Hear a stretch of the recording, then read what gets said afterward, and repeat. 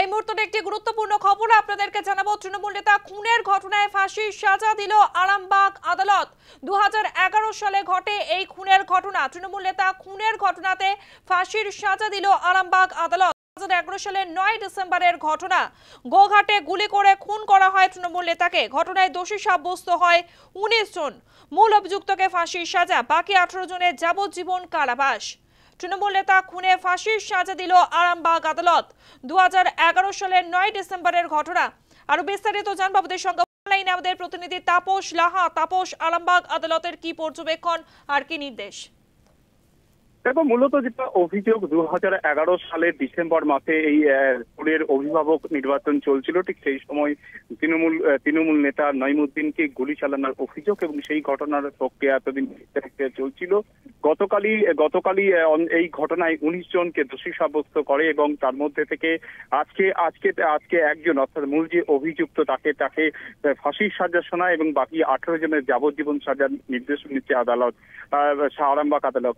স্বাভাবিকভাবে এই ঘটনার পর থেকে এই ঘটনার পর তার পরিবার কিন্তু যথেষ্ট খুশি, কারণ দীর্ঘদিন ধরে অপেক্ষা করছিল। কারণ তাদের যেটা অভিযোগ, খাওয়া দাওয়া করে বাড়ি থেকে বেরিয়ে স্কুলে নির্বাচন চলাকালীন তাকে যেভাবে গুলি করা হয়েছে, তারপর থেকে দিলে তারা এই ঘটনাটা সহ্য করছে।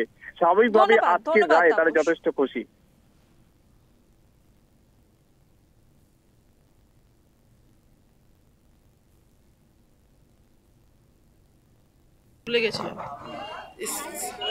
স্কুলে গিয়েছিলেন, স্কুলে জানেন না যে স্কুলের নমিনেশনটা বন্ধ ছিল, কিন্তু নমিনেশন ফাইল করতে গেছিলেন।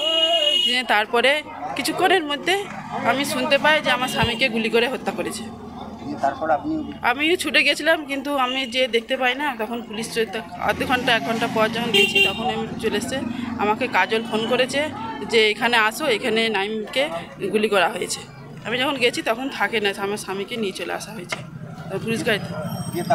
তারপরে আমি অভিযোগ করেছি থানায়। সেই দিনেই মৃত্যু হয়েছে, সঙ্গে সঙ্গে মৃত্যু হয়েছে, স্পট ডেথ হয়ে গেছে। আমি তখনই এফআইআর করেছিলাম। আমি 30 জনের বিরুদ্ধে এফআইআর করেছিলাম। তার মধ্যে আইনি লড়াই চলবে। হ্যাঁ, আদালতের উপরে ভরসা ছিল। আদালত যে এটা হবে